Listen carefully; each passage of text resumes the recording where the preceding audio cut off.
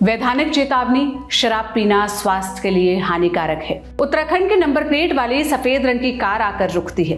Car के अंदर से चकाचक सफेद रंग की ही शर्ट पहने एक शख्स बाहर आता है और शराब के ठेके के बाहर लाइन में शराब खरीदने के लिए लग जाता है।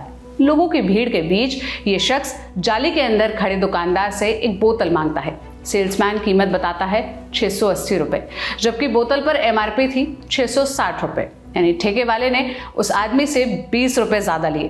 बोतल लेकर जाने की जगह यह आदमी एक दो और ब्रांड की शराब की कीमतें पूछने लगता है। ठेके वाला उसका भी दाम कुछ रुपए ज्यादा ही बताता है। अभी बातचीत चल रही थी कि इतने में पीछे से सरकारी काफिला आकर दुकान पहुंचता है और अफरा तफरी मच जाती है।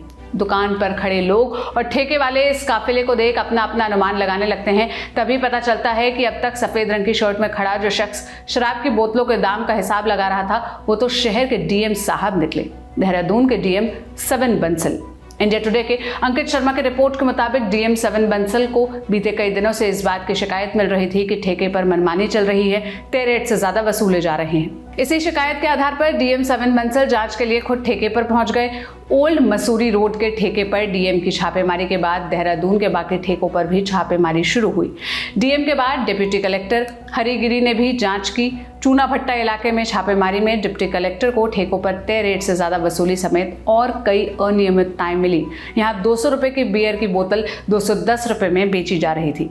DM 7 बंसल ने ओल्ड मसूरी रोड के जिस ठेके पर छापेमारी की थी, उस ठेके के मालिक ने अपनी गलती भी मान ली है। दुकान के मैनेजर ने लिखित में माफी मांगते हुए आगे से ऐसा ना करने की बात कही है।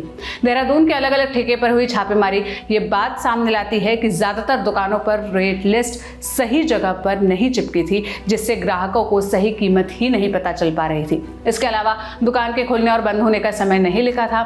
ठेके पर काम करने वालों के पास कोई पहचान पत्र नहीं था और बिलिंग मशीन का यूज नहीं किया जा रहा था। सेल्समैन का रवैया भी ग्राहकों के प्रति बेहद अभद्र था। साथ ही साथ सफाई की सही व्यवस्था भी नहीं थी। जिस ठेके पर DM की ओर से छापेमारी की गई, उस ठेके पर 50,000 रुपए और जिस दुकान पर डिप्टी कलेक्टर की टीम ने छापेमारी की, उस ठेके पर 75,000 रुपए का चालान काटा गया। इसके साथ अलग अलग इलाकों की अलग अलग ठेकों पर 75,000 से 50,000 रुपए तक का चालान किया गया और अब DM की ओर से जिले के सभी ठेकों पर चेकिंग अभियान चलाने के निर्देश दिए गए हैं और सभी ठेकों पर रेट लिस्ट सही जगह पर चिपकाने को भी कहा गया है। उत्तराखंड की राजधानी देहरादून में ठेके पर इस तरह का बुरा हाल तब है जब CM की ओर से कुछ समय पहले ही राज्य में शराब माफियाओं के खिलाफ सख्त कार्रवाई के आदेश दिए गए थे। ये आदेश पत्रकार योगेश डिमरी पर शराब माफियाओं के हमले के बाद दिया गया था, लेकिन अब जिस तरह की तस्वीर सामने आ रही है उससे एक बार फिर सवाल उठ रहा है कि शराब माफियाओं की मनमानी पर प्रशासन का एक्शन होने के बाद